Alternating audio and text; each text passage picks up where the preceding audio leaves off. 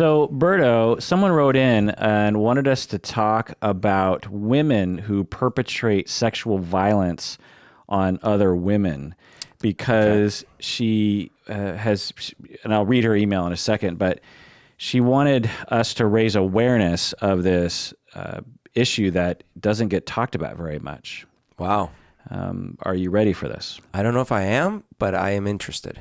This is the Psychology in Seattle podcast. I'm your host, Dr. Kirk Honda. I'm a therapist and a professor. My name is Humberto Castañeda, and I prepare French macaroons. So, as a caveat to this, I just want to say that this episode is not about men's rights or about anti-feminism or anything like that. I could see how people might click on this and think like, oh, this is... Oh, see, women do it too. Yeah, right. I'm a staunch feminist. I'm not the sort of feminist that's being talked about on the internet, which is a straw woman, if you will. But I'm the kind of feminist who believes that everyone should be treated well and fairly and, so to speak, equally, men and women included. Also, we both recognize that research demonstrates that most perpetrators of sexual assault are men. In fact, in the United States, it's mostly white men. But many are women. And actually some research suggests that among sexual violence perpetrators, there might be many, many more women doing it than we typically understand, especially if we broaden the definition of sexual assault, because we tend to see sexual assault, especially in the past, as like the rape of a man on a woman and there's a penis going inside something. But we know now that you can be sexually assaulted without penetration, without a penis being involved at all.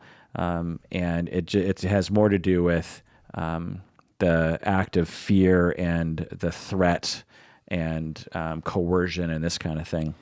I learned about these statistics when the Me Too movement started because a man posted a Me Too, but like a story that they had gone through, and they got a lot of hate. Like, how dare you take that? And then I remember posting. Hate from who? From people saying that this isn't about men, it's about women. And I was trying to make the point that isn't it about sexual abuse of power and sexual abuse? And I looked up statistics because I was curious. I'm like, is this really just a female problem? And no, it's not. And in fact, like what you were saying, there's a chance that a lot of males underreport because it is taboo to say that you've been.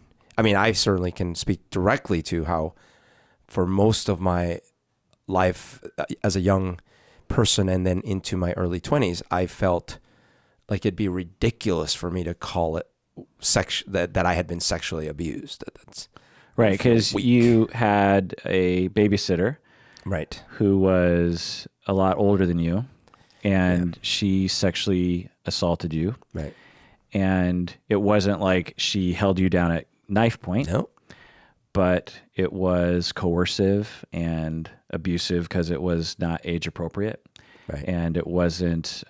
You weren't really given a choice. At least that was free, Yeah. You weren't, it wasn't like a willful thing in the beginning. And so, and of course, in our society, if there was a male babysitter that had sex with how old are you? I was 5. Yeah. Had, a male babysitter had sex with a 5-year-old girl, like it's rape. That's terrible. But somehow when it's a girl babysitter, it's like, well, Well, I used to tell it as like, oh, dude, like this happened to me, Right. And then it took a while and therapy and me acting out in horrible ways for me to realize, oh. You were traumatized and had trauma reactions. Yeah. And so we're talking about female violence on men and males, but we're also going to be talking about in this episode about women violence on women. Right. And, the other part of this caveat, I just want to say, the fact that I have to say this preamble is evidence that our society is screwed up when it comes to sex in general, and particularly when it comes to female perpetrators of sexual violence. It's just really silly that it's evidence that we need an episode like this Yeah. because I need to have a preamble like this. Yeah. I need to have a preamble that says this isn't about men's rights, Right. And I'm a feminist, but I'm the good kind of feminist. Yeah. And also, I also need to, we also fully recognize the fact that men perpetrate these crimes, according to research, seemingly much more often than women do. It's like, why do we have to say that? Right. Okay. So patron Eve wrote in, and she said we could say her name because she wants to raise awareness about this. Okay. She says, it's a bit of a long one, but I think it's worth hearing her different nuances here. I was wondering if you could talk about woman-on-woman sexual assault and rape. A few months ago, I disclosed to my therapist that I'd been assaulted my freshman year by another girl in my dorm. She was one of the first people I had disclosed my queer identity to and was very supportive, which I now see as predatory and manipulative. When I disclosed this to my therapist, she immediately told me that what happened was sexual assault and rape, and that it explained a lot of my PTSD symptoms. Since then, we have started deconstructing the societal messages that I received that kept me from recognizing the assault for what it was. The main one being that women are not violent, especially not sexually violent. And so it could not have possibly been assault or rape. It's taken me 7 years of living with PTSD symptoms and lots of denial to get to a place where I could start dealing with what actually happened. I can only think that if there had been more education and awareness, I would have been able to recognize the assault for what it was and get help earlier. I didn't really know her that well at the time. We were mainly just acquaintances. She lived in my dorm and we had a few classes together. At one point, she asked me if I was gay, and I said yes. She was very supportive, offering to take me out to a few gay bars and introduce me to some of her queer-identified friends, since I was new to town and didn't know that many people. She identified as straight at the time and had a boyfriend. We were in a class together, and we had to watch a movie outside of class, so she invited another classmate and me to come over and watch the movie in her dorm room. When I arrived, she immediately locked the door and let me know that the other classmate who was supposed to be there wasn't feeling well and wasn't going to be there. I already felt uncomfortable because she immediately locked the door, but I dismissed it, thinking that maybe she just didn't want her other roommate coming in or something. So we started watching the movie.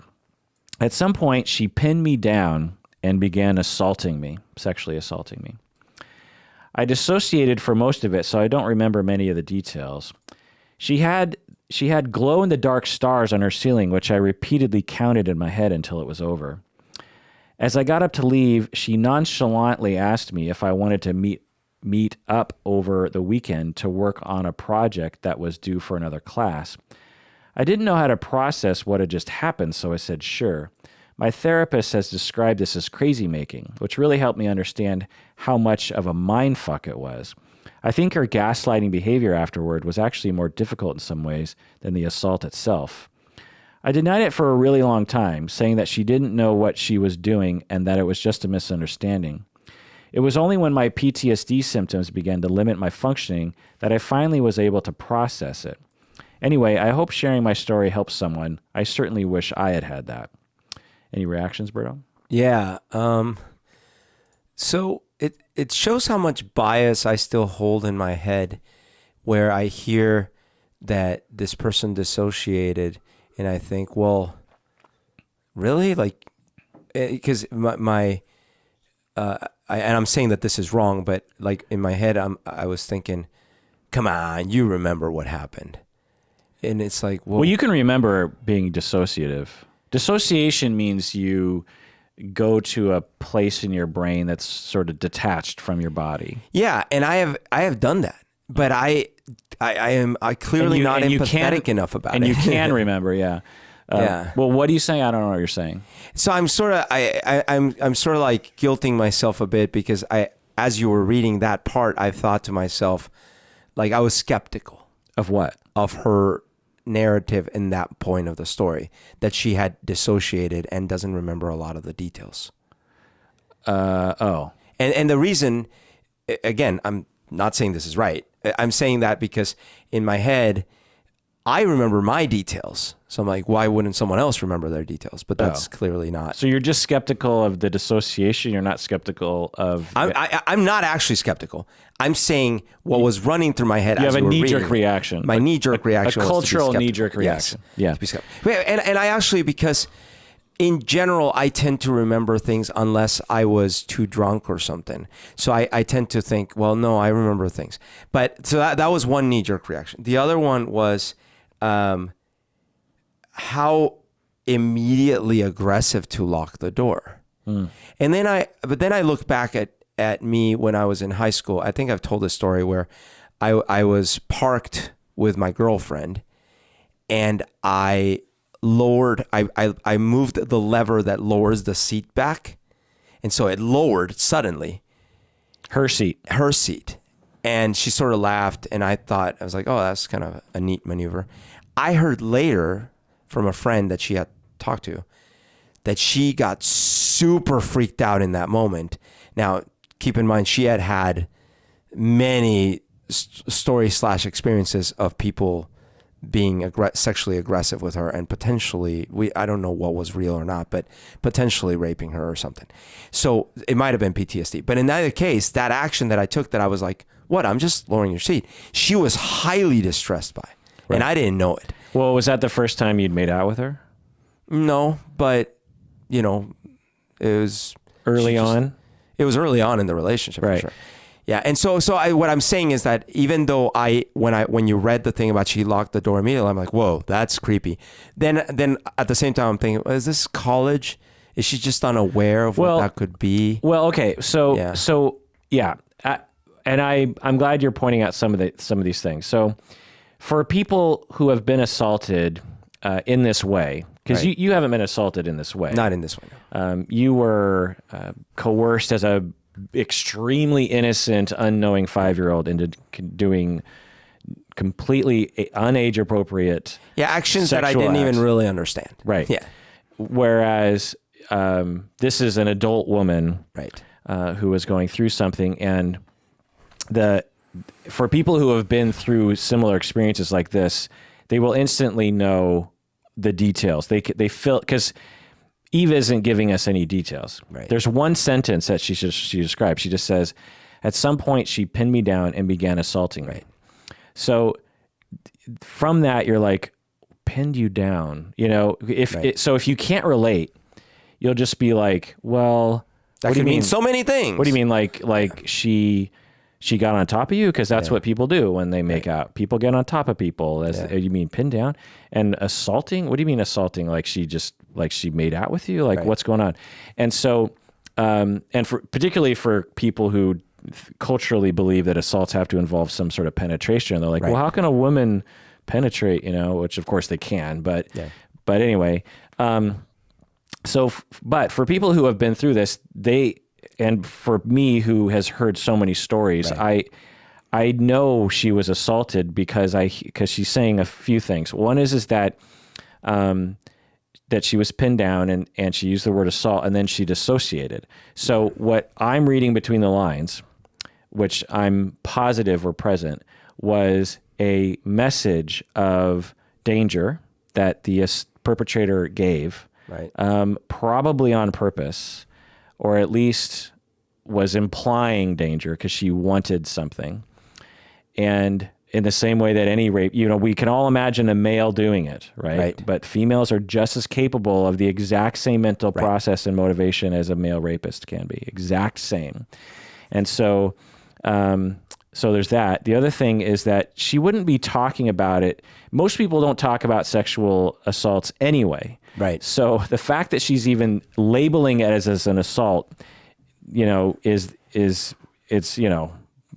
very, very likely there are a lot of details here that she's not talking about. Maybe because of PTSD, she doesn't want to go into the details. I don't know, but you don't dissociate when you only dissociate when there's a message of danger. Yeah. And also the other key factor here is she talks about how she just stared at the ceiling and waited for it to get over.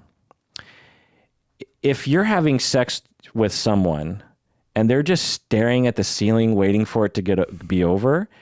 Like, okay, when you're in a movie theater and you don't like the movie, right, and you just sort of stare at the ceiling because you don't like the movie, then that's one thing. But there's no feedback loop because it's a unfeeling movie screen that doesn't have empathy. When you're having sex between two people, there are so many messages of consent and enjoyment or lack of that are undeniable.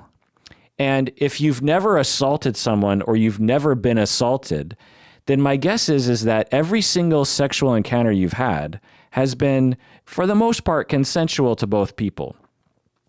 And when someone is not consenting and someone's not into it, then it's very clear to the other person. And so I'm assuming that that's the state that was happening, and the perpetrator, this woman perpetrator, did it anyway, you know? And then afterwards, never at any, because this is the first time they've been together, you know? And she has a boyfriend. So it's just like, boom, you know? And that's another tactic that rapists will do, is sudden aggression, because they've learned over time that if they build up to it, the person will they'll get away. Right. So you have to like suddenly, boom, make it happen. And you act like nothing happened afterwards. You're like, oh, okay, well, Weinstein would do that all the time. Right. No, okay. See you at the office. We'll talk about the movie. Yeah. And it's a tactic that people use because they know they've done something wrong and they don't want to get in trouble. And there's two witnesses in this room. And so if I gaslight the other witness, then I get away with it, you know? And so anyway, so for people who have been assaulted, they hear that story. They're like, ooh, I know the details that are in there. It's sort of like, talking about a horrific car accident or something, or let me say a bike accident, right? Or a near bike accident. Let me just say that, there was this one time I was biking around Green Lake and I was in the bike lane. There's a bike lane that goes around Green Lake. The bike lane on the street. Do you know the bike? There's the regular path. Then there's a street and there's a bike lane. I'm in the bike lane. It's my lane. Cars can't come in the bike lane. Right. Well, I was going in the bike lane and there was a car, cars kind of zooming by. And then this car wanted to go around another car because it was turning left. And so it just jammed into the bike lane without looking or anything, and went around the car. And in that minute, I didn't get hit, but I nearly got hit. And I saw my life pass before me, because I was like, if I was half a second, into the future, I would be dead or break my neck or something. And I didn't wear a helmet back then. And my God, that's so scary. I was like, oh my God. Okay. So to people who have been through experiences like that, they know exactly what I'm talking about. Right. They've had those experiences. They'll feel it in their bones. For people who don't, and especially people who hate bicyclists, they'll be like, well, fuck you for being on the road or whatever. Yeah. Anyway, my point is that when I read this story, I read between the lines that there was coercion. Right. There was a lack of responsiveness from the perpetrator about her discomfort. There was total lack of regard for the victim regarding whether or not she cared. I mean, the perpetrator might have even wanted the victim to not want, because there are people who get off from doing things to people who don't want it to happen to them. And women are just as capable of that disorder as men are. Now, I do wonder one thing. So because of, very likely because of my trauma, as you know, when I was younger, I did cross boundaries in a few occasions where I was in a social situation and I inappropriately touched a woman, thinking in my head it was totally appropriate, and I'm sure she was enjoying it. And later to find out that it was not appropriate and she definitely didn't enjoy it. And, and I was like, what? And it wasn't until I went through therapy and I realized that I was traumatized, all these things, that I'm like, oh, geez, I was just acting out, me being the abuser, and blah blah blah blah blah. So I do wonder. But I'm sure there are different kinds of abusers, different kind of amounts of awareness, all the way to a psychopath that's like planning all these little things and everything. But I do wonder, at what level someone is just acting out their own, what you were calling dissociation of their own. Like it could be that she was abused too, and I'm not excusing her behavior, of course. I'm just saying that it's like, it's interesting because she might have been like, "Oh, I like this girl, so okay, right. I'm just gonna," and I can relate what I can relate the most to is when I used to go on shopping sprees, where I would absolutely dissociate. Clothing, You're using dissociation maybe a little liberally, but it could be, yeah, but yeah. Or let me not use the word. Let me say, I would be in this situation where there was this part of my mind that would say like, wait, why are you walking into the store right now? No, you should. And then a different part would take over, and I would go into an unstoppable path, and it felt like that's what I have to do. And only much later would I look back and be like, oh, I shouldn't have done that. Right.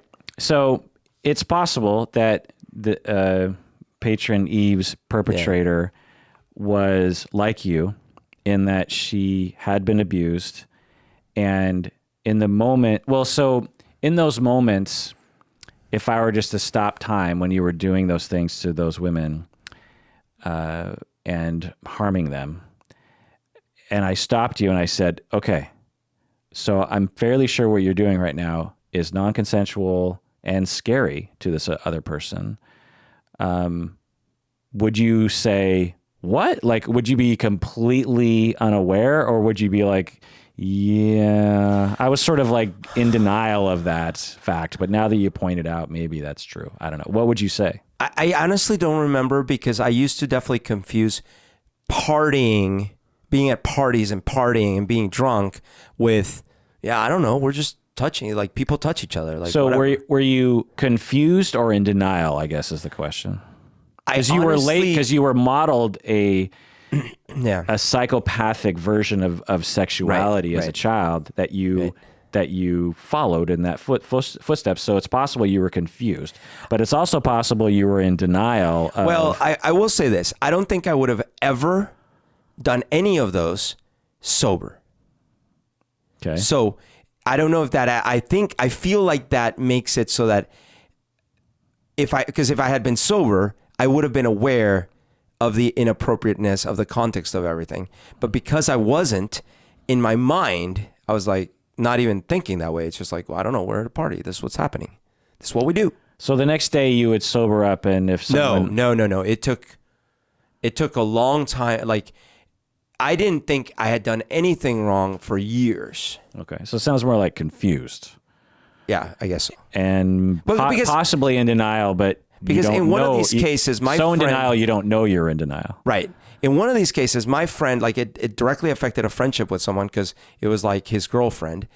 And in my mind, I was sorry about like that aspect. Like, oh, you're right. That's terrible. But in my mind, I had done nothing wrong beyond that until way later when I was like, oh man, I was so horrible, you know?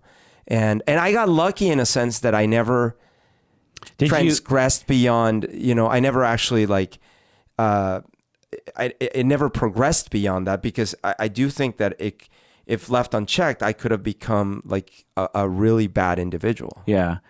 Yeah, this is interesting. I didn't know we were going to go to this place, given that I suspected we talked about your victim status, but not your perpetrator status. So one sort of last question about this is, so in those moments, did you willingly do something that was harmful to other people, or were you completely convinced that it was above board, or were you just in general a little unempathetic towards other human beings?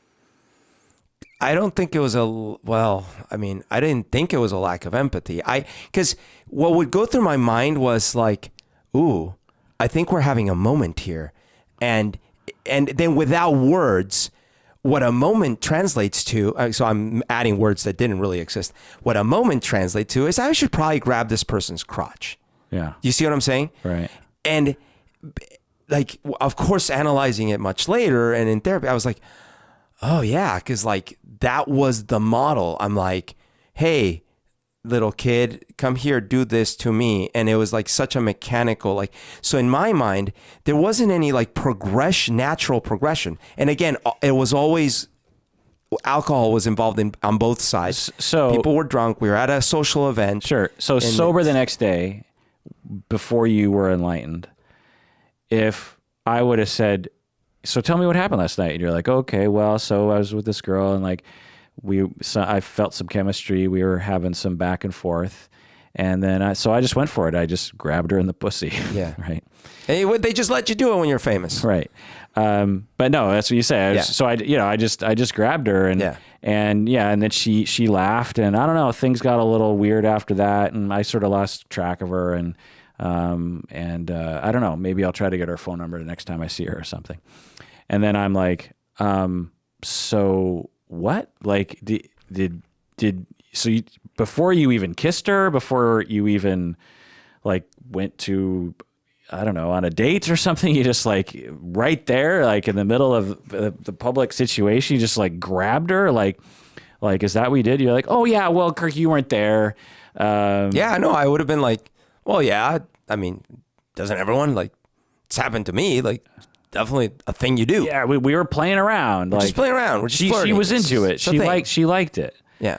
And if I said, do you have any direct evidence that she liked that interaction, you know? Right.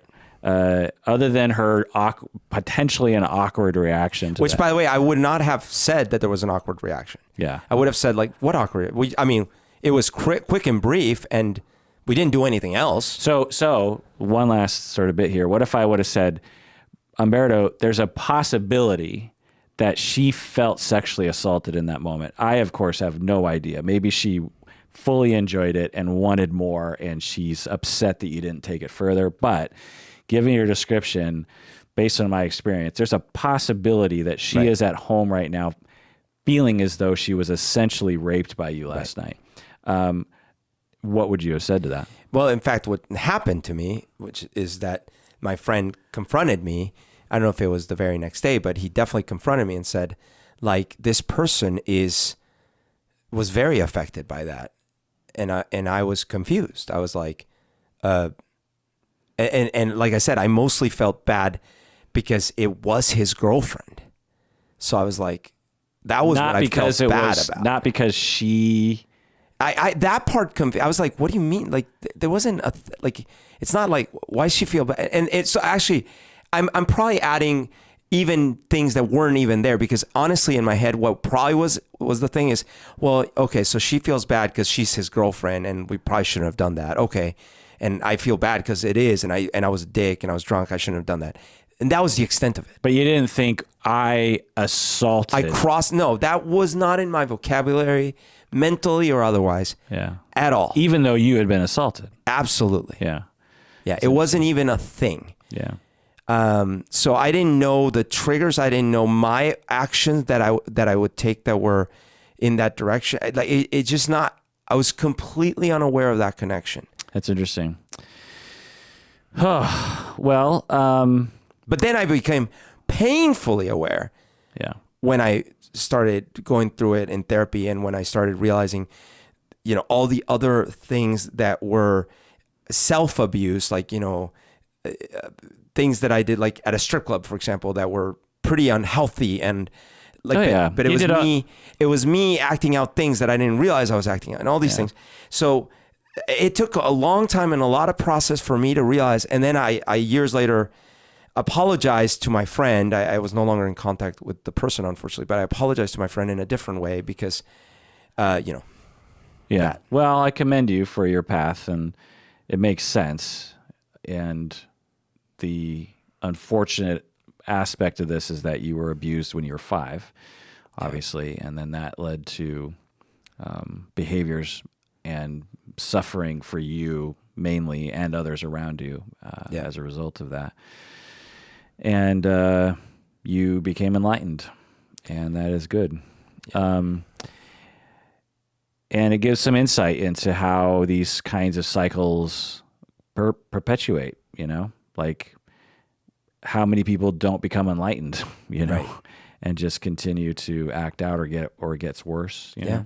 Because that's the other thing is, and if you alluded to this, I don't know if you were talking about this specifically, but say you didn't become enlightened or didn't have ways of getting your sexual needs met or lived in a more misogynistic group of people or something, and you increased those behaviors, escalated them, and then now you associate getting boners with things in that direction. Right. And then it escalates to kind of a fetish of like, I wonder if I can corner a girl and grab her, Right. or I can, force the girl into the bathroom stall and like make something happen, and meanwhile in your head, it's just like, well, she wouldn't have done it if she didn't like it, Right. Totally. And by the way, one weird thing, and I used to think this was kind of common, but I'm thinking it can't be common based on the trends, and you'll see what I mean. I never got excited personally, like, just explicitly. I never got an erection or even the beginnings of an erection from that kind of activity or when I was at a strip club. And I always thought, well, when I started analyzing where all this came from and stuff, I thought, oh, well, yeah, because I was so little when this happened to me and I wouldn't get an erection back then. So, but I don't know that that's entirely true. But for whatever reason, it was never about my satisfaction. So like you would think like, oh, I must have gotten really excited, but it wasn't. It was always like a zombie acting out a script or something like that, right? And alcohol was absolutely always involved. In other words, like I said, never would I have done that sober. Yeah, and I'm glad you bring this up because I often have this point of view, and I think you're really, I hope to people who listen to this podcast, making a good case for it because people like you and respect you and think that you're a good person. And you weren't like a terribly different person before. You were less mature and weren't recovered. Right. So there's that. But, from what I gather, you were a nice person. What year? Do you want to tell me what year? Yeah. This would have been... I mean, the year of enlightenment. The year of enlightenment. Was it before I met you? Yeah. Well, my path started before I met you. I started because my first big situation was that panic attack, and that was like in 2003 or something. Is that after The Sopranos came out? Yeah. That's funny. Yeah. And then but I actually didn't know that that's what it was, even though I had watched The Sopranos. But I started going to therapy and stuff, but I still, like, as you know, it wasn't like, okay, and then I was fine. Yeah, I mean... It took me like a decade. Yeah, I mean, by the time I met you, apparently, according to what you're saying, you were better, but you definitely weren't at the end of the road there. Because I saw you do and stuff. that's 10 years ago. Yeah. Yeah. But it had already been like at least 4, maybe even 5 years of starting to reimagine everything. Yeah. And so the thesis that I often have around human beings is that a lot of bad things happen as the result of understandable beginnings. Yeah. And we often paint perpetrators in these, extremely nefarious, premeditated, knowing lights. Right. And certainly that can be the case. And maybe Eve's perpetrator fully knew what she was doing, completely understood. I'm going to invite, it's not unheard of. I'm going to invite this woman over to my place. I know I'm not going to invite that other person. I'm going to lock the door because I don't want anyone interrupting me and I don't know, maybe it wasn't even maybe it was a lock that Eve couldn't even access. I don't know. I'm going to, I know I've done this before. I know if I pin her down, she won't, I can rape her, there are men and women who do that completely knowingly.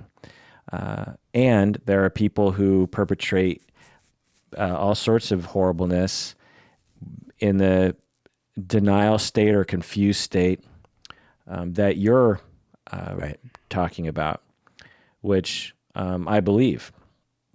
And for example, when someone with borderline is emotionally abusive or physically abusive with their spouse, or someone with narcissistic personality, they're terrified. And so take someone with borderline. Your wife is borderline. You come home from work 3 hours late, and you have alcohol in your breath, and your wife has been sitting at home wondering where you've been this whole time. And because of her trauma regarding abandonment, which was a very real thing to her growing up, she is extremely scared and hurt by what to you seems like a normal variation in your coming home behaviors. But to her, for 3 hours, she's been utterly terrified, dysregulated, maybe even cutting to cope. And you come home and you're just like, huh? Well, what? And that really hurts her, because it seems like you don't even really care, because she interprets it as you not caring about her feelings. And then she proceeds to get very angry at you, and maybe you start defending yourself, and maybe she punches you in the face. Right. Or she throws your stuff out into the street or something. Right. If you stop her in that moment and say, wait a second, your husband just had a couple of drinks with his friends after work, and he came home 3 hours later than you thought he would. Do you think it's okay to punch him in the face? Right. She would say, yes. You don't understand what he did to me. So that it's not a premeditated, like, ha ha ha, I'm going to control my husband, when he gets home. So I can punch him in the face. Yeah. Because I love to punch husbands in the face. And the same goes for men who perpetrate intimate partner violence. It's the same scenario. The wife, says something disparaging about him while they're at a dinner party, and he is so traumatized by looking bad when he grew up, because what looking bad was equated with was essentially like not getting any love or attention, maybe literally becoming an orphan because your parents used so much drugs, and you as a kid interpreted it as you not being good enough. So you spent your whole life trying to be perfect and good, and there you're at a dinner party, and your wife is talking a little bit of shade about you to your friends, and it deeply traumatizes you, and you have a deep traumatic reaction and terror of worry of loss that is very relevant to you. And then you go home, and because you're so terrified of these feelings, you don't know how to process them. You're not enlightened the way Berto you have. And so you say, okay, how do I stop this feeling? Well, I'm going to make sure this never fucking happens again. And I'm going to beat the shit out of her. Right. And I'm going to tell her, you do this again, this is what's going to happen. Right. Okay. Just because I love you. Right. Yeah. Well, and so you stop that person in the middle of that act, and you say, like, so are you doing this because you're evil? They'll be like, no, you don't understand.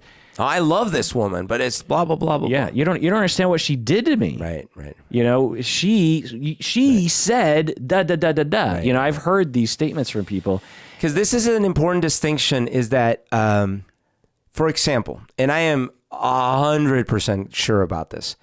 If there had ever been a situation where I was doing something and the person's like, let's say I was trying to kiss or even dance with someone, actually, even hold their hand or even talk to them, because this has happened. Like, if they said no, like, I always instantly stop and back off, right?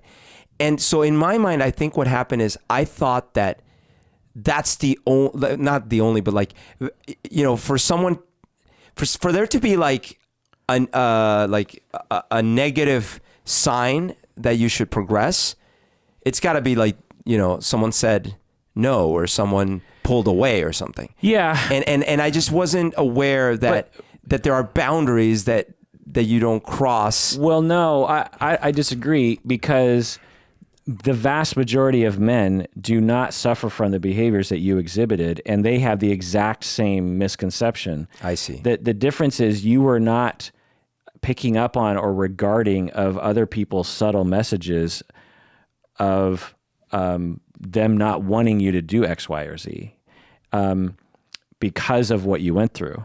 You weren't actively disregarding it, but you were either subconsciously or were never taught the beginnings of developing that radar. Because most people know instinctually not to grab someone in the crotch in that situation, and yet they have the same notion of like, well, as long as she doesn't say no, then we're in the clear, right? Like a lot of men, especially back then, had that notion. But there's a little more subtlety to it in the sense that, like I would hear stories from my friends starting in junior high and high school about like any number of encounters like that then progressed even further, or reverse encounter where, and I suspect, and maybe I'm wrong, that those encounters, the way the subtleties played out, neither one of the people involved felt assaulted. Right. No, I'm sure. Well, I don't know if I'm sure, but at least some of them probably not. Right.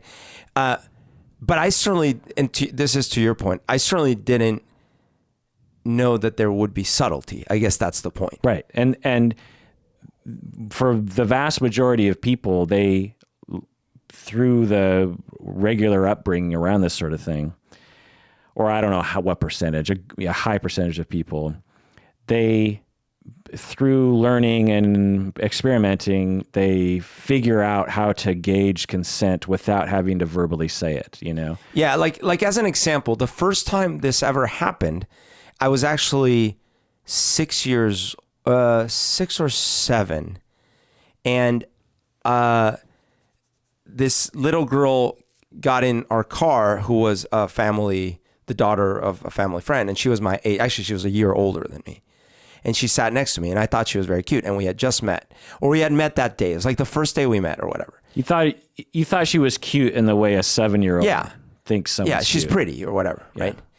And you didn't want to have sex with her or kiss her or anything. No, but what I did do and wanted to do was I put my hand down the back of her pants.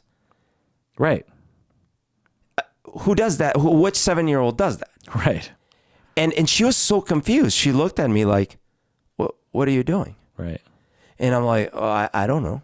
Right.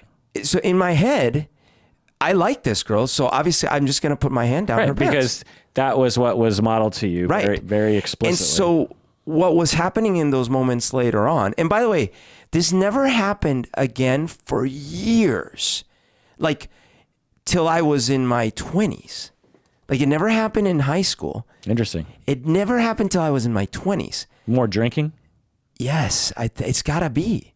Because in the moment, it wasn't like I was thinking, oh, I think I'm going to skip kissing and hugging and I'm just going to go for it. No, it wasn't even like that. There was no conversation or thought process. It was like, we're flirting.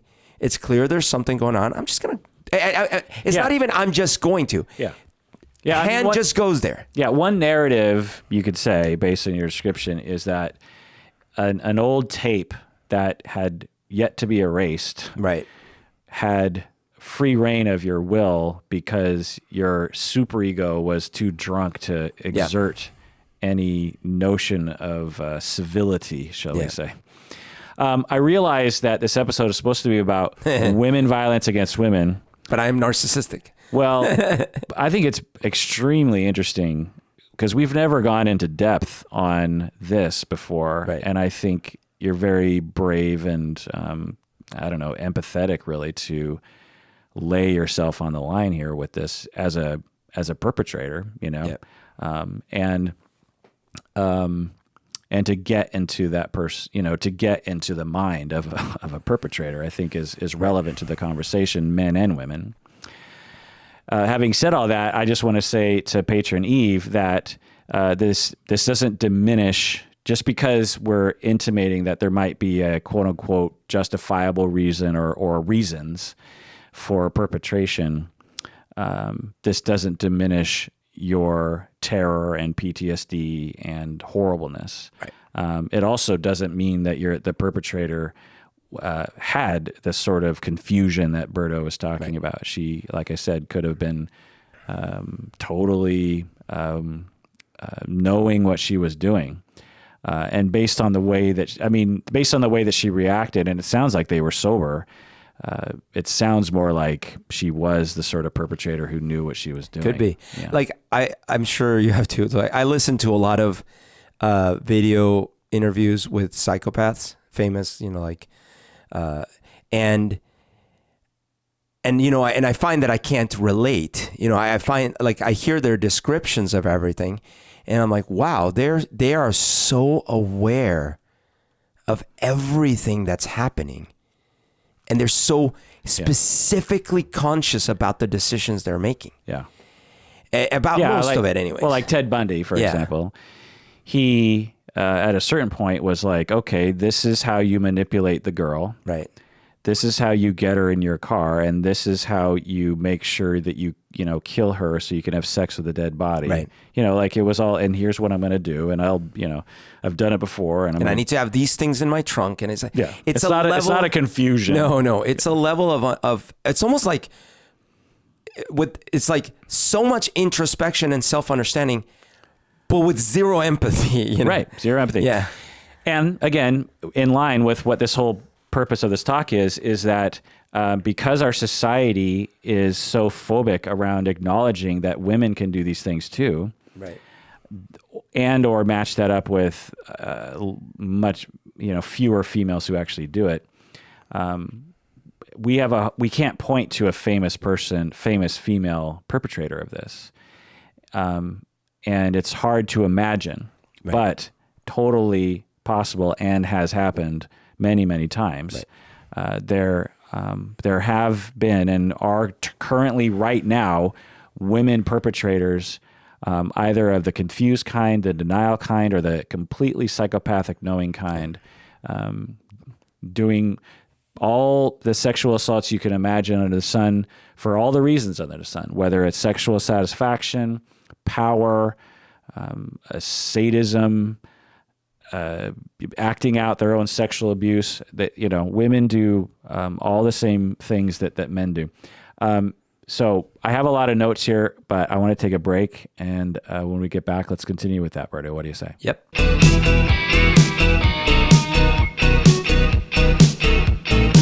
All right, we're back from the break.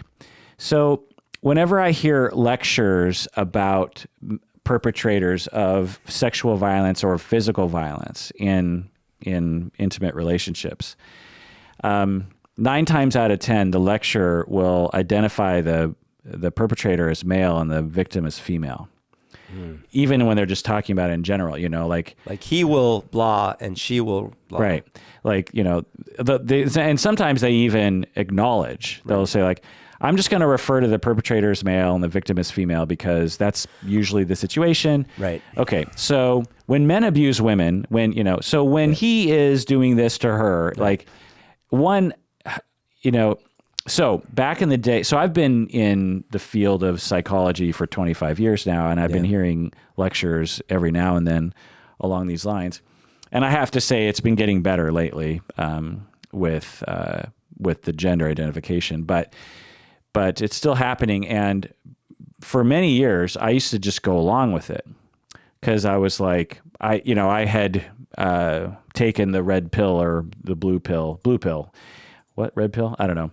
And had also, it's almost always a dude, so we should just refer to it as a man. Right. And also, it feels funny to say when a person rapes another person, because isn't it usually a man on a woman? Right. You know what I mean? It just feels like, it's like, well, why would you refer to, it's like when a person has a penis, like usually it's a man. Right. So just say man, Well, and I got to say, for the longest time, even not so long ago, 5 years ago, I don't know. I really still had the notion that like, I mean, women can't really rape men, you know, like I was thinking of all the teachers, you know, the teachers that come out like, oh, this teacher, Mary Kay Letourneau. yeah. And all of them. I really did have this perspective of like, well, but that's a teenage boy. I remember being a teenage boy, and that would have been fine with me. Right. Even after I had processed my own abuse and all that stuff, I remember still feeling that way for a while. Yeah. So let me get to the heart of that. You do not need a penis to terrorize somebody. Right. You do not need a penis to make someone feel like they are going to be harmed if you don't do what they tell you to do. Right. You don't need a penis to threaten somebody. You don't need a penis to punch somebody. You don't need a penis to have a gun. Right. You don't need a, you know, like, penises don't, preclude all of these things. Like right. the 99.9% of the behaviors that one can do to coerce and threaten and terrify and imply danger is completely separate from a penis. A woman, in some ways, can get away with it more easily because she might know that you aren't going to do anything because society won't hear you. Particularly if it's woman on woman, which I'll get into in a second. But that's the main point, is terror knows no bounds. Threat knows no bounds. And the vast majority of sexual assaults, or many, I can't remember this percentage, but a lot of sexual assaults occur as what they call date raping, which you could say this, Eve, that's what she's talking about. It wasn't a date, but it's not abducting someone and pulling them into a bush and assaulting them. It's people who know each other. And so, which is the vast majority of assaults that happen that way. It's an implication of danger. It's a, oh my God, I'm being held down right now. Right. I'm visibly upset, and they're continuing. Mm-hmm. This person isn't even stopping to see if I'm okay. They haven't even kissed me yet, and they're already going down to that place. Like, this person isn't normal. Right. What else are they fucking capable of? Right. If this person is capable of this crazy shit, what else are they capable of? I don't know. Do they have a gun? Do they have a knife? Right. If I fight back and I get away, will they talk shit about me and then I have to deal with some kind of thing there? Will they stalk me? Maybe I should just let it happen and then I can, please them and I can get out of this situation. And a lot of, you're narrating it, but in the reality of a lot of these situations, all of these thoughts cross immediately, simultaneously, and none of them, and all of them. Right. And so it's the paralysis can be an easy reaction. Right. It's like, right. Yeah. And if you've ever been through it, which I have, it is, and you're out there and you're listening to this and you've been through stuff like that, you know exactly what I'm talking about. Like, there are obvious times when people feel threatened, like someone pulls a gun to your head. But there are all these other times where equally as danger inducing is the implication of what someone else is capable of. Yeah. And if you've been through that, then you know how that feels. If you haven't, it might be hard to empathize. But I'm here to tell you, I am a 6'1", capable, of average ability to fight back. right. And I have been terrified by people smaller than me who, if push came to shove, I guess I could have taken them. Yeah. But because they implied to me that they were capable of doing things that were off the charts, they had demonstrated that to me. I was so scared that they were going to do something else. Right. Even though they hadn't directly threatened those things. But they were so prone to anger and so prone to impulsive acts, and they had sort of purposely shown me that through their emotionality, or had emotionally sort of reacted to things. I was terrified of them. People with personality disorders are like that with me. It's just like, you just don't know what they're capable of, Right. you know? Anyway, so I would hear these lectures and people would say things, you know, when he does this to her. And at first I just sort of went along with it because I thought, well, yeah, that's probably right. Then over time I started thinking, like, as I became more woke and more understanding, I was like, well, wait, that doesn't make a lot of sense. Like, that doesn't seem right. But I didn't have any power, you know, so I had to just sit through these lectures, which I just want to tell you, mostly women. In fact, at times I'd be the only man in the room. Right. And so I'm like, yeah, I'm going to be that guy. No, you're not. Yeah. He's going to stand up and say, hey, wait a second here. Yeah. Like, it's not my lecture, Right. da, da, da. So now, what do you know why they justify saying that? I basically have already said it. Yeah, I mean, you said the usual thing, and what would come to mind is that it's most often statistically, you know, the data we have seems to be more males doing aggression to females. Right.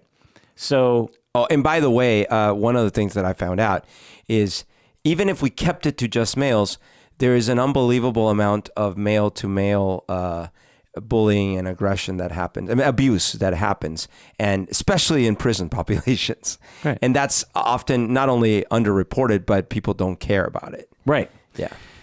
The hierarchy that I think is, one, no one reports, very few people report assaults anyway. Yeah. You know, to be a victim of a sexual assault is because our society is so backward. There's so many incentives to not report that. So there's an incredible stigma around if you're a female having been assaulted by a male. So it's not like those people are like totally unstigmatized. They're absolutely stigmatized. Even more stigmatized is when a male assaults another female or assaults a male. Right. Assaults another male. So those get reported even less because of the way our society is. Down from there, even more stigmatized is when a woman assaults a man. Right. Because then you're like, well, wait a second. Like, you know, so the first one is like, well, men can't be assaulted because they like sex. Yeah. So even gay men can't be assaulted, right? And even if you're not gay, well, you must have been asking for, I don't know, whatever. Yeah. The next level is, well, women certainly can't perpetrate those kinds of things. Right. And certainly can't on a man. Right. That's ridiculous. How do you assault a man? He needs to get a boner. Yeah. You know, if he has a boner, he wants it. Da, da, da. And then even more stigmatized is woman on woman, because one, women can't assault, and two, how does a woman assault a woman? Right. You know, it's like, and aren't they just friends at that point, rolling around together? Yeah. Like women are soft, you know, like you can't, you know, and so. Oh, and by the way, another little detail here is that, you know, like in the stories again about the teachers and the kids, there's also a misconception, which I absolutely held, which is that it is possible that the victim thought they enjoyed it.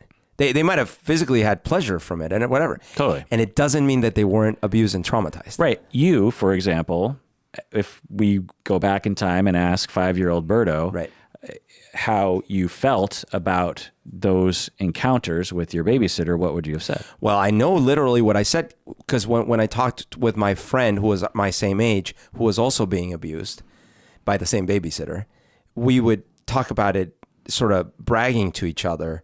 And I think there was a little competitiveness of which one did she like better and stuff like that. And so in our little 5-year-old, I think about like a 5-year-old, like how crazy that mental model must have. And I'm sitting there talking with another little 5-year-old, and we're comparing stories. And did she do this? Yeah. And we're like, keep in mind, not only incapable of having an erection, let alone, like, I don't remember thinking of my penis in any way related to any of this. And then it's like, we're having these conversations. So yeah, absolutely. Right. So, And so a ridiculous person could have said, "Oh, well, then you enjoyed it. Never mind." Right. Or at least you didn't dislike it. Yeah. Right. The other thing is that when you are in a situation where you are terrified and you know that one of the ways out of this is to please the other person, and you know that you can please the other person by quote unquote enjoying it, then you can compartmentalize that and say, okay, I'm going to turn on this system in my brain.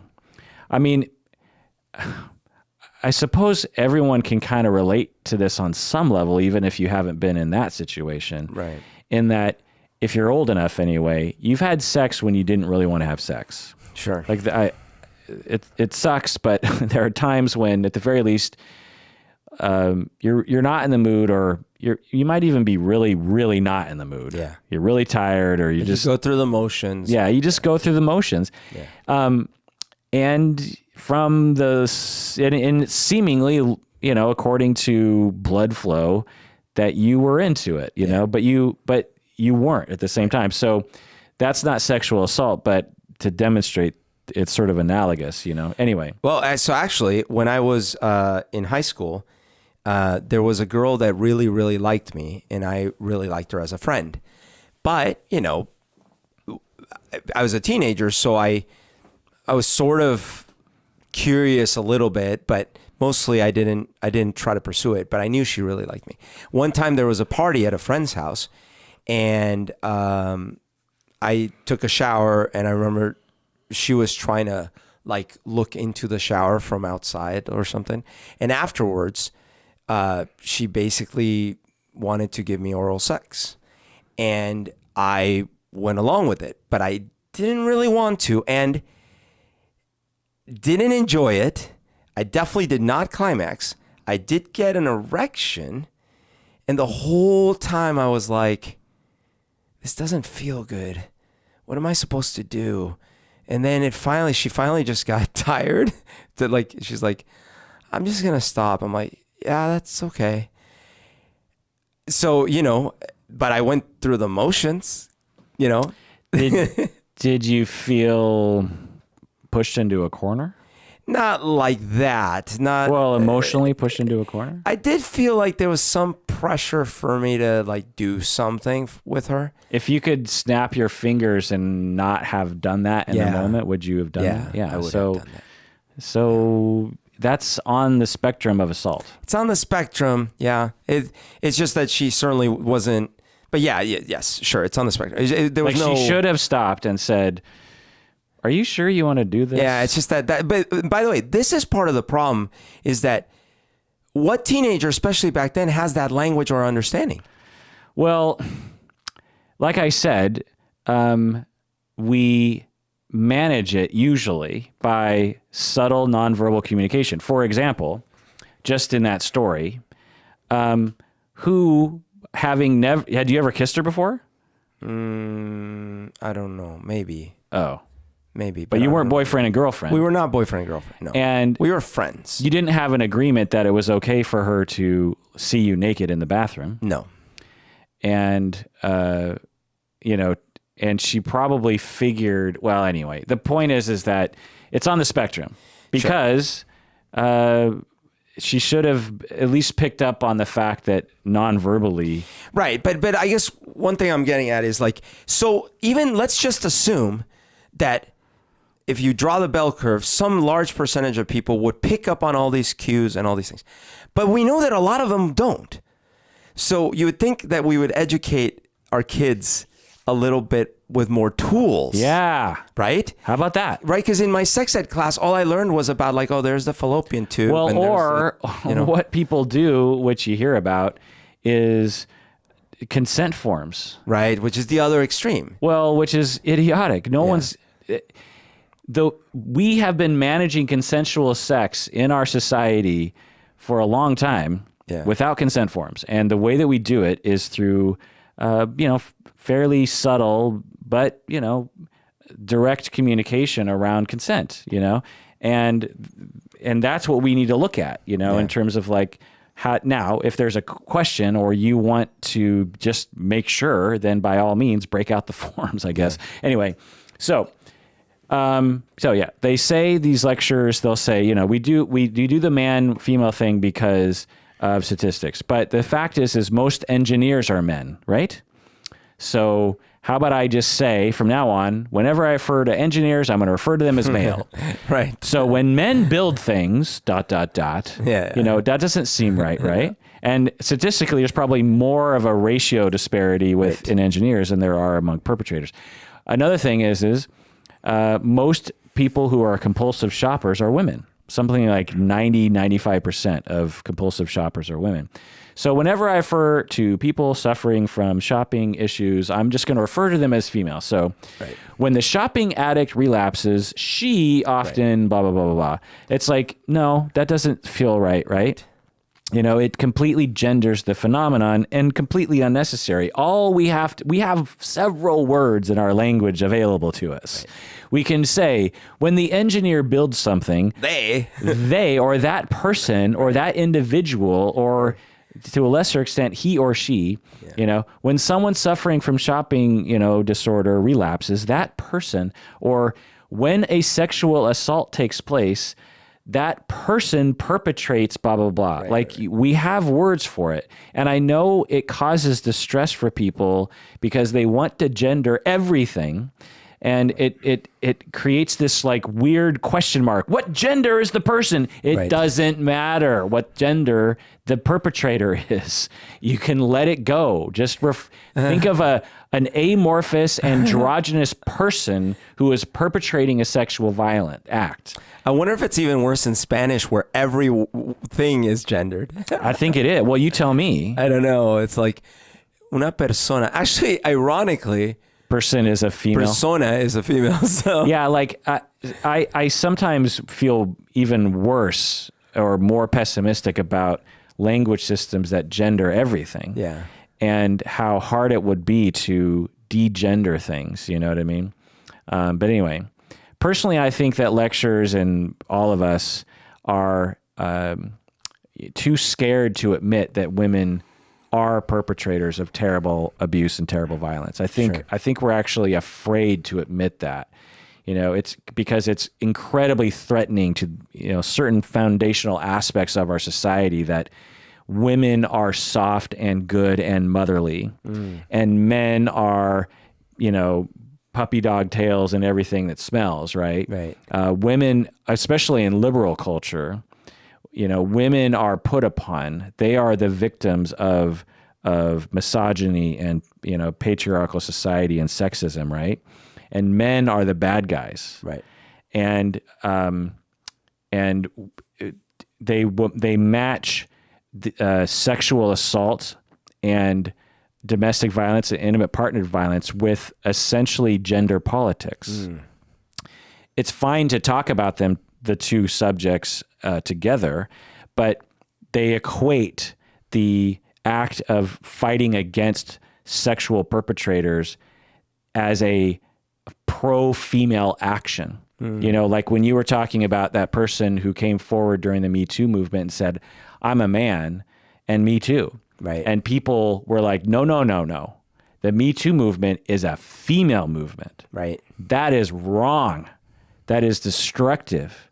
That is fighting people. Why are you fighting them? Why are you fighting fellow victims that are coming forward, Now, if a man is stepping forward and saying, oh, come on, it happens to men too, let it go. Okay, yeah, by all means, punch him in the nuts.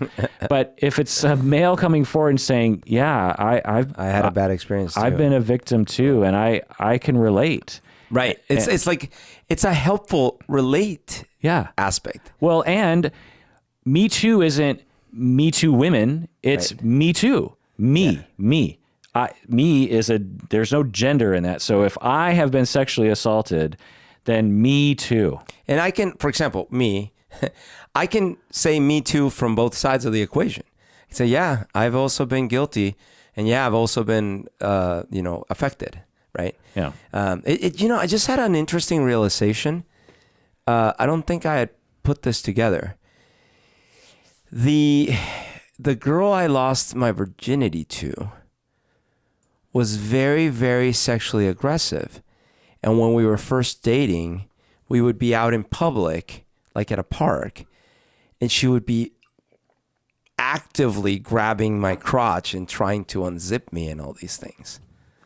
And I was often, like, no, not here. No, like, which is, and then when we were, Did you consent to the game, I mean, or did you not consent? it's just a hard question to answer. Did you want to play the game? I think if I could have waved the magic wand, we wouldn't have been doing that. Interesting. But there was certainly some curiosity because it's like, well, she likes me. Right.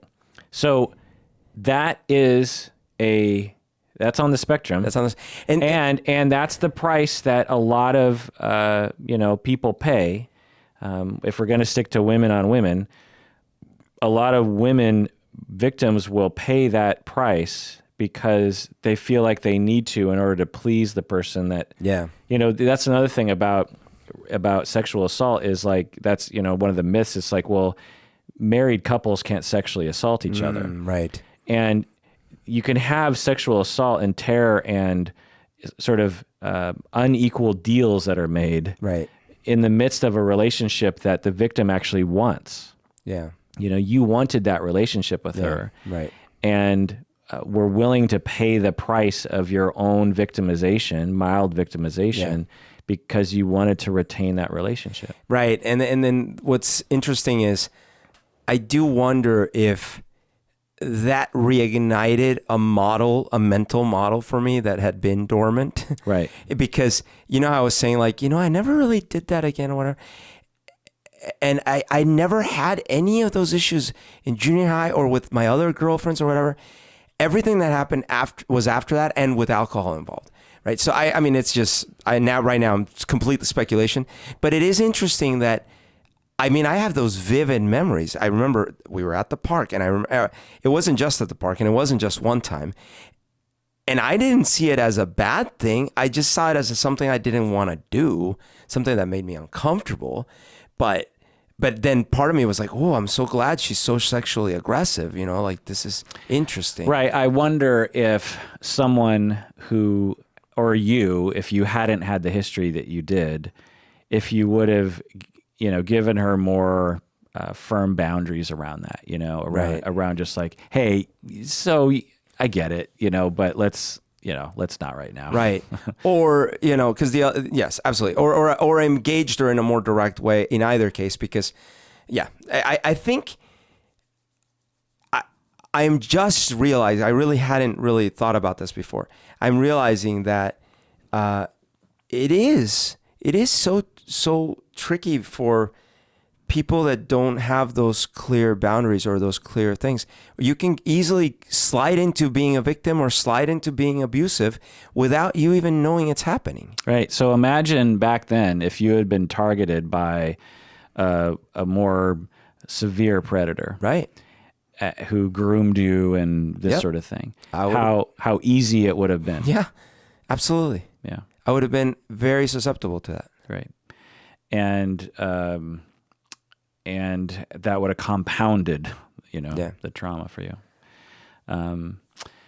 So just some stories that I've heard from people over my lifetime among friends and family about women on women sexual assaults. I have a friend who is a model, and she was at a gig where she was like a living statue. It was actually a lesbian fundraiser of some kind. Okay. And drinking and all this kind of stuff. And they had women in, not much clothing acting as statues. Right. And she told me that that women would regularly come up to her and sexually assault her. Yeah. One groped her, another licked her, and she walked out of there just feeling raped. Yeah. By these people. and she just thought like, if I was at the same event and it was like all men, they never would have done that to me, right? Because they would know, or not, they necessarily wouldn't, but she suspected that wouldn't happen in a context. Or most would probably know that that's right, because wrong. Because the men would say like, well, you can't just grope a woman just because she's, you know, a worker. Right.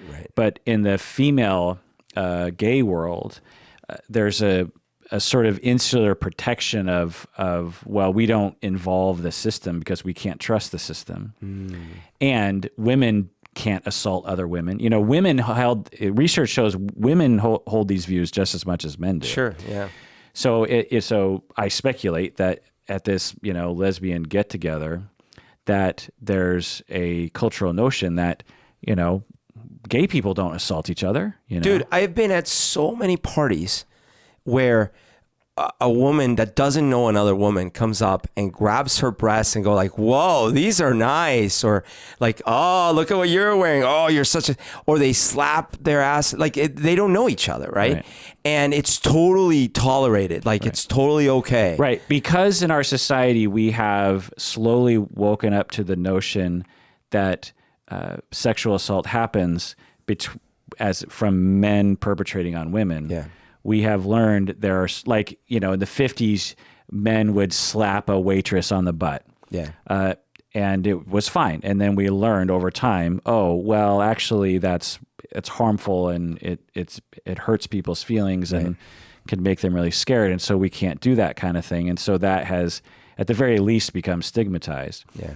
But in the gay world, they've yet to have enough of that in order for it to be commensurate with it in the heterosexual world, you know, and particularly women perpetrating it. Right. Do you remember, I told you that story about where I was in Vancouver at some random place. It was very late at night and I'm just talking to this one girl and then she licked my face. Why don't you want to say I was there? Well, I didn't know if you wanted me to say that. All right. Do you remember when I told you because you were there? And I filmed it? Oh, I know. But anyways, the point is that case. Now, in my case, in that so instance, well, you got to tell everyone. All right, so it was late at night and we were in Vancouver and we were at a pizza place. Yes. So in Vancouver, BC, the late night food of choice is either pizza or shawarma. Yeah. And we were at a pizza place. And so everyone's kind of coming in from the bars and everyone's having fun. And then you are, you're pretty loud and obnoxious. Yeah. And then there's this woman there who's also loud and obnoxious. And the two of we're you, sort of bantering. The two of you kind of hit it off and you're going back and forth. And then I start filming. But I didn't think we had hit it off. I mean, I thought she was cute, but I wasn't like explicitly flirting, but we were bantering. No, it was very quick. Like you started talking for about a minute. I probably have the entire interaction on because I started filming with my iPhone. Right. And then you started singing, like you started improvising a song and dance number, the two of you. Okay. And then she just grabs you and licks your face. Licks, like long lick, like from bottom up, like. Yeah. And so now, did I like it? I actually did, right? Because I was in the party mood. And you're into that sort of thing. And I'm into but I did think even then, not in the moment, but like later, I thought, if the situation were reversed, I think I would get a lot of shit for that. Like I'm sitting there and I just met some girl and I lick her face. Well, at least the difference is not that you necessarily would have gotten shit. Sure. But the question in your mind is there. Yeah. You know, you're like, I might hurt someone's feelings and I might embarrass myself. Right. Whereas a woman doing it to a man in our society or a woman doing it to a woman, that notion hasn't been made well known enough that the question mark is there, you know, strong enough for people. And again, I will go back to one thing, and I appreciate what you're saying that there might be subtle cues that some of us are not as attuned to.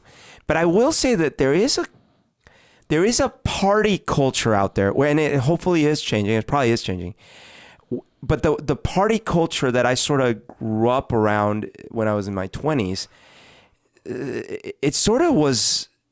I would have if interviewed, I would have never said that sort of behavior isn't exactly what you should be doing. Well, so in certain contexts, people knowingly enter the context that and know that the chance of groping increases, and they choose that because they're cool with it. You know, I've been in similar contexts too. I don't think you and I have been in the same have you ever and I been in the same context in it? Because the context that I'm thinking about are Burning Man people. Oh, I see. I mean, I've been at Burning Man events, and there's literally a sex orgy happening in the other room. Yeah. And the door's open. You know what I mean? It's not like you can't see it. You know, it like 30 naked high people. Right. So it's a different set of social rules than if I was at, you know, a sports bar, for example. And I guess that's part of the point is, first of all, it is 3 a.m. in the morning, and we are both dancing. She's not obviously my friend's girlfriend, and she and I look like we are reacting positively to each other. And did she maybe transgress a little bit far? Yeah, but I wasn't reacting negatively. So that's where it gets a little grayer, right? It's a little gray zone there. And we've talked about this before, and my point that I came to the last time I talked about this was, as a society, we need to have stricter rules around that and be careful. Right. You know, the sacrifice, the place we got to the last time we talked about this was, you know, I was saying those contexts, you need to be absolutely positive that the other people know that's the situation. Yeah. Like, I don't know if you want to talk about this, I'll edit this out. But you go to a party every now and then where that's basically explicitly the point. That's right. It's an annual event or something. Yeah. And everyone knows. Sadly, it's no longer going to happen, but whatever. But everyone knows. Yeah. And if you're invited, you're told, by the way, this is essentially a polyamorous event where people, you know, the rules don't apply anymore. Like not to the extent of like a big orgy breaks out, but it's certainly like there are the lowered boundaries for sure. Right. Still consensual, but you're going to end up being propositioned, you know, more often than you would be in another context. So, so my point is the sacrifice is that maybe we don't get to have as much fun in an ambiguous situation. In random, ambiguous situations. And that's a sacrifice I'm willing to make. In order to prevent the abusive moments. Right. Because, you know, it's a small price to pay for... Because honestly, if she had said, like, do you mind if I lick you? I would have said, not at all. Right. Yeah, right. All she has to do is just be like, by the way, I'm going to lick your face. You know, is that okay? You know, and if you weren't into it, you'd be like, what? No. Yeah, no, please don't. Yeah. Exactly. Or just like, or you'd make a joke like, oh my God, gross, or whatever. You know, like it doesn't take much. Plus, did she have to lick your face? No. You know what I mean? Like there were a whole other, you were having fun. Right. It would have been a memorable moment anyway. Right. She didn't have to lick your face. Sure. It's so weird. Yeah. Another story is that a female friend of mine was really drunk with her friend, another female friend, and they were drinking and having a good time. And they were friends. They had hung out before and drank before. And I think, and then my friend's friend was like bi-curious or on some level, and took that, and they had kind of been slightly physical with each other in the past, you know, like, I don't know, like hugging warmly, this kind of thing. Nothing sexual at all, and they had probably talked about sex before and this kind of thing. And then as the night progressed, the bi-curious friend started to get very handsy with my friend. And my friend said that she sort of dissociated at times and was like, wait a second, what's happening? But at the same time, she's like, well, this is my friend, so I'm safe, right? But long story short, she ended up being definitely on the spectrum of sexually assaulted. Wow. Throughout the evening and Right. later on in the night, and had to and was slept in a terrified closet somewhere, Oh, geez. kind of a thing, and so it happens. I think this is the point of, this is why Me Too happened, because it's all around us. Yes, it is. And that's both to say that, I think you mentioned this in a previous episode.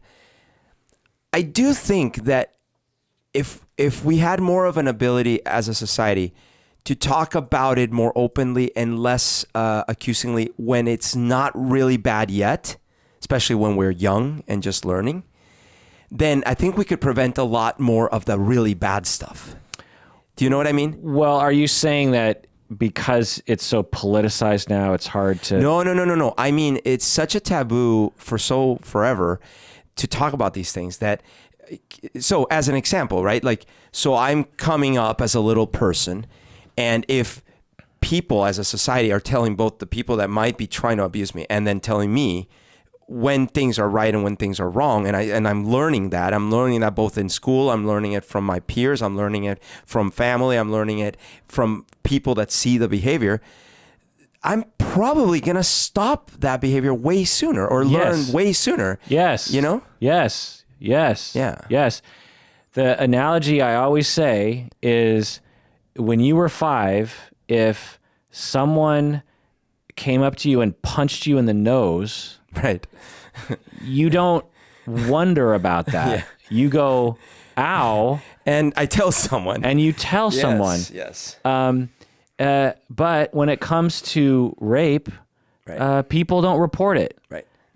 If Harvey Weinstein regularly stabbed people in the neck with a pencil as hard as he could when he was upset, I don't think it would take 30 freaking years. Well, part of it, obviously can't speak for Harvey, but part of it is that you can, when it comes to sex and maybe other kinds of mental abuse, you can be abusive without the victim initially, at least, or obviously feeling, in all cases, the pain that might go with it, the physical pain. Whereas the punch example, you feel the physical pain. You might even be blood. Well, right. Well, because we don't teach people to, like what Eve is talking about. Yeah. She was sexually assaulted, raped, and terrified, and she walked away from that situation and did not categorize that as an assault. Right. And presumably, I don't know all the details, obviously. Presumably, she wasn't physically harmed directly. Like, she might not have had bruises or bleeding or something. But, when she looks back on the situation, she remembers dissociating. Right. She remembers staring at the ceiling. She remembers not wanting to do it. But to your point, if same thing, she goes in, the girl locks the door, and she grabs a ruler and smacks her and breaks her nose. Right. Or just threatens to. Like, like picks up a sword and says, you know what? I have a fetish about stabbing people with swords. Yeah. Like, and you're scared. Right. Okay. There's no physical harm. Right. And then you somehow get away. Right. You're going to go like, holy shit, that woman, tried to stab me. Yeah. That was like fucked. She locks me in a room and intimates she might stab me with a sword. Like because our society is so Victorianly repressed around sexuality, we send so many messages that have this essential side effect that people don't even recognize, because as soon as sex happens in their life that they're uncomfortable with, they instantly suppress it. Right. Because they're like, shame, didn't happen, Whereas we don't have that when someone hits you over the head with a bat. Like, we're like, ow, that's all out in the open. And it's taught. Like, when a child, let me just get real specific here. You're on the playground and you're on the jungle gym and you're at a public playground. Yeah. And you're looking at your young daughter, and 4 years old. She's playing on the jungle gym, and another girl walks up to her and, hits her over the head with a rock. You stand up and you're like, what? And the other parent comes over and is like, what happened? You're like, your kid just hit my little girl with a rock over the head, and the other parent's like, whoa, like, oh, okay. It's normal scenario. Right. Violence. Okay. Right. It happens. Okay. Now let's do another scenario. Same two kids. You're watching your little 4-year-old Angel play on the playground, and a girl walks up and sticks her hand up the girl's skirt. Right. What do you do? Do you think you're going to stand up? Whoa! No. Hey, your daughter just stuck her hand up my... No. You're going to be like, okay. Hey, honey, don't... Let's not... You're going to give a message to that 4-year-old that like something weird just happened that we can't talk about. And your body, and we don't fight back. We just appease the perpetrator to get them away from us, because I don't want to accuse, Mrs. Johnson over there of raising a rapist. Right. So, okay. Hey, come over here. Don't worry about it. Yeah. But the girl just, I know. Just. Yeah. Right. That's what we do. Repeat, rinse, repeat, rinse throughout one's life. And this is what we get, people. Yeah. This is what we get. Okay, let's look at some research here. Research shows that alcohol and drugs are often involved in female sexual assaults. So they've actually looked into when females assault. By the way, so the research, there's almost no research regarding women perpetrators. I have access to all the scientific journals in psychology and social psychology and, domestic violence and, anything psychological phenomena I have access to, or I can get access to. Yeah.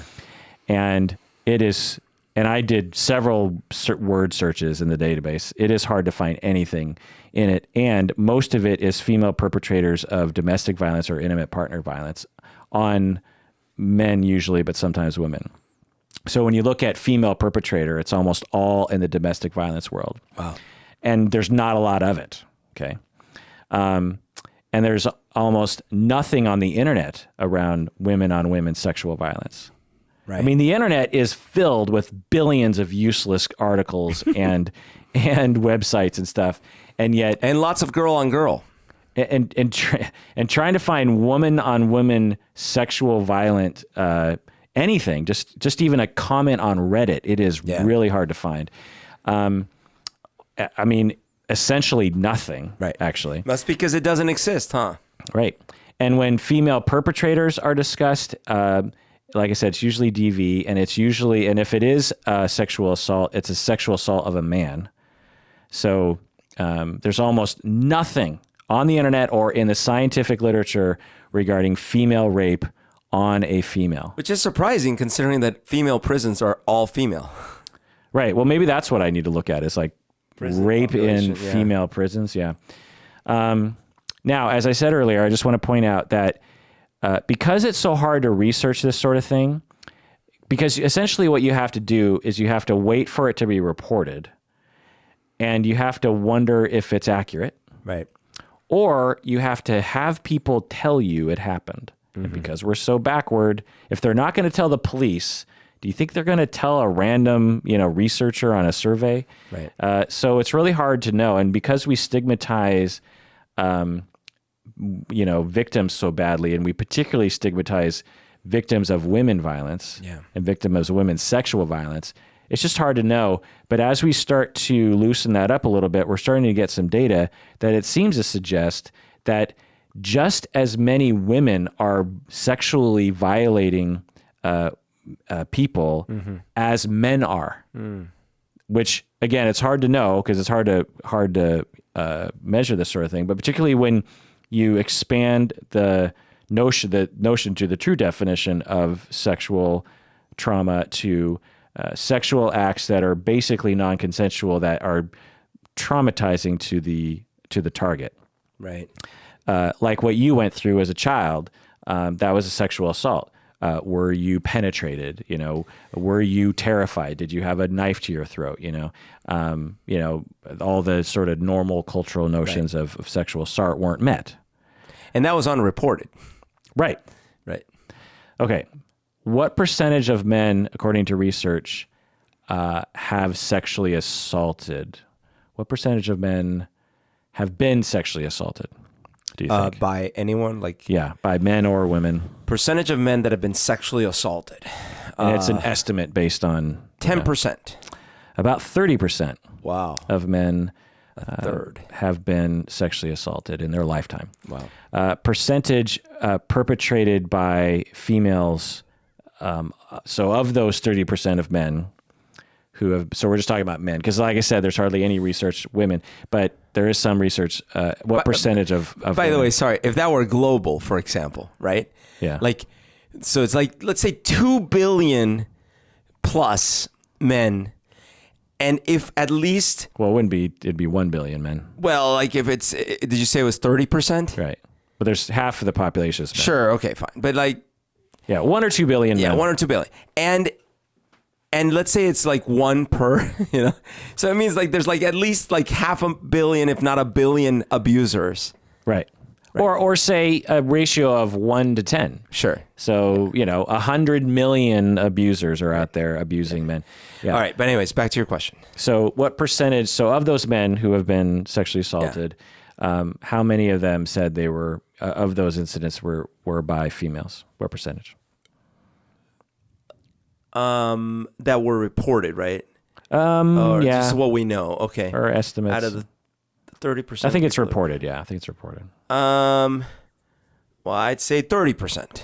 10%. 10%. Yeah. So still, according to this study anyway, vast majority of men are saying Men abuse them. men abuse them. Yeah. But, 10% by women, which again, I broke it down. If we're just looking in the United States, that's about 5 million men in the United States who have been sexually assaulted by a woman. Right.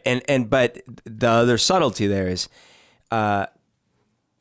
there's, as you know, many times in my life where I wouldn't have said I was assaulted. Right. And if I hadn't been assaulted at 5, those other things I mentioned, I certainly would have never even began to categorize them Right. as an assault. Exactly. And Eve, even though it was clearly a classic date rape situation, Right.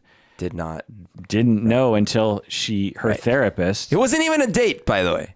Right. But acquaintance rape. Yeah. And she happens to go to therapy Right. with a therapist who happens to be woke enough Yeah. to actually, convince her, look, you were assaulted. Right. Another study, Hammock et al. 2017. They gave scenarios. So this is interesting. So they got 251 participants. About 60% were women, to read scenarios involving. So they had the same scenario, and they would just switch out the gender. So it would be the exact same details, Right. and they would just say when the man and the woman victim, and then sometimes it'd be the woman did this to the woman victim. Mm-hmm. They found some very interesting things in terms of so then they asked them afterwards, so how bad was this? Or how upsetting was this? Right. Or how scared do you think the victim was? They found they were much more concerned for female victims than male victims I'm sure. on the exact fucking same circumstances. Right. Exact. Well, surely the male's okay. And they were more upset about male perpetrators than female perpetrators. Right. That makes sense. Exact circumstances. Right. That's how dumb we are. Okay. Male aggressive actions are perceived as being more illegal and more harmful than the same aggressive actions perpetrated by females. Right. Again, same scenario. They're on a scale from 1 to 10, how illegal is this? Oh, males, way more illegal. You know, well, women, they can, essentially it's well, when women do it, it makes it okay. And it can't be harmful because it's a woman doing it. They also, according to research, remember in American Psycho, he's it's disease free when he's trying to get his friend and the prostitute to make out. He's it's disease free. Also, research shows that male victims are seen as stronger and basically more resilient than female victims. Sure. Under the same circumstances. Also, this isn't. Well, here's the last research study. Sexual victimization is more prevalent for gay women. So, the norm heterosexual women, 35% of them will report having been the victim of a sexual violent crime in their life. Right. But for lesbians, it's 44%. So that's an amazing statistic. Because yeah, absolutely, I would have. If you had asked me, I would have said before this. I said no, it's probably much lower for lesbians. Yeah, right. But for lesbians, well, one, it could be assaulted by a man. But either way, I would have still said like no, because like the man would probably not go after the lesbian. Right. I mean, it's just so ignorant, like just in general. Right. And 61% for bisexual women. Wow. 61%. Right. So almost double rates for bisexual women. Oh my God. So one of the things that we see in the media are a completely double standard around humor when you have a female beating up the husband. Yeah, right. Totally. It's a total trope, right? Yeah. Like, oh, here comes the wife with the rolling pin. Absolutely. Not only that, but the unconsensual sex as well. Like how many sitcoms and movies and things where the woman shuts the door and shoves the guy and just proceeds to aggressively go after them, and the guy's like, whoa, and we're like, yeah, like, but then you flip it and you're like, whoa, what's happening? Yeah, except if it's the 60s, then you're like, fine. Right. It reminds me of a YouTube video I saw the other day. I think they're at like some kind of Brazilian festival of some kind, and there's this woman entertainer dancing around in her skimpy thing, and there's all these people around, and this guy comes out, and he seems like he's a little drunk, and he comes out and he starts kind of like dancing with her, and people are filming, and I was like, yay, and they're like, oh, look at this, middle-aged guy trying to keep up with the Brazilian dancer, and everyone's having fun, and then all of a sudden out of the crowd, what seemingly is the man's wife comes out of nowhere and just starts hitting him hard. Oh. Like in the back of the head. And the man, so the man's dancing. He's dancing. Innocently. He's not touching her. Right. Okay. So he's just dancing. And that's the thing you do in this context, oh my right? God. And the woman enjoyed it. The woman's like, yay, a man I can dance with. And this woman comes out of the crowd and just starts beating him over the head. And he's sort of disoriented, and he starts wandering. He starts trying to get away from this woman. And the woman just keeps beating him on the back of the head hard. Okay. So this video, the only reason why I saw it was because it was upvoted on Reddit. Wow. You know what I mean? Like, this is the reason why it was on the front page of Reddit, Now, wow. Because isn't that hilarious? Isn't it hilarious to see a man being beat by his wife for doing something? I mean, that's right there. That's a real life example of a trope that has happened in countless movies and TV shows. Right. And that is destructive. Yeah. It's the same thing as James Bond in the 60s pushing down a girl and forcing himself. Kiss. Right. Yeah. Like, we eradicated that, or we at least stigmatized that. We have a long way to go with heterosexual rape as well. But we are still in the dark ages when it comes to the notion that women can perpetrate this sort of thing. Because to me, if we let's just reverse it. Right. The woman is dancing. There's a man, and the woman's dancing, and this guy comes out of the audience and slaps her across the back of the head. Right. Her hair goes up. She goes running, and he continues to just slap her on the back of the head. No one's laughing. No one is laughing. Now, obviously, there is this aspect, which is that in general, not obviously everyone, just in general. A male can do more physical damage on average than a woman can, given the same tools. Kind of. I mean, like this couple. Yeah. They were both stocky individuals. I'm not quite so sure. You know what I mean? No, I'm actually not even offering this as this is fact. What I'm trying to say is I think this plays into people's heads. Right. Because like, well, just throw a gun into the equation. Now what? Right. Like now everyone's on the a knife, whatever, a bat. Yeah, and of course. So no, the reality is no, anyone can harm anyone. Well, like another example that just occurred to me, and I forget the circumstances. Maybe you remember Lorraine Bobbitt. The penis cutting? Yeah. Yeah. Do you remember the circumstances around that? Yeah, like I'm pretty sure he had cheated on her and she was pretty upset. But then so he was asleep. She cut the penis and then drove and threw it out the window. Right. So I remember this. This was like 93 or something. I remember it was a huge story in our society, and most people were on the woman's side. Or at least there was some sort of joking around the situation. Right. Let's reverse it. Yeah. A woman cheats on her husband. The man cuts off her boobs. Yeah. Or cuts her nose off. Right. Or her ears. Or, right. I don't know, cuts her at all. Her clitoris, like something horrible. Cuts off her clitoris. I mean, like... Yeah, cuts off her clitoris. Yeah. That's a good example. Cuts off her clitoris. Are we laughing about that? No one is laughing. Like, is that okay? You know, somehow it's like, oh, when women do it, it's fine. Now, I'm not saying with this argument that I'm going men's rights.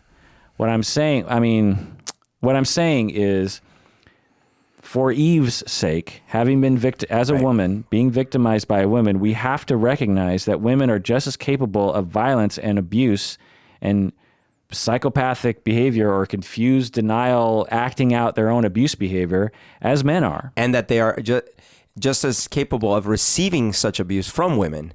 Right. Yeah. And it's terrifying. And all you got to do is like reverse the genders, and it is not a false analogy. Right. It's a real analogy. Right. What I'm doing when we're reversing the genders is we're switching it up so that you can relate. Yeah. Because most people have a narrative in their head about being terrorized by a male, you know? And it's like, we're only switching it so that, you know, you can feel the feelings that people feel as they're being raped and assaulted by a woman. Right. You know? All right. So in conclusion, thank you, Eve, for prompting us to talk about this. There are so many victims out there.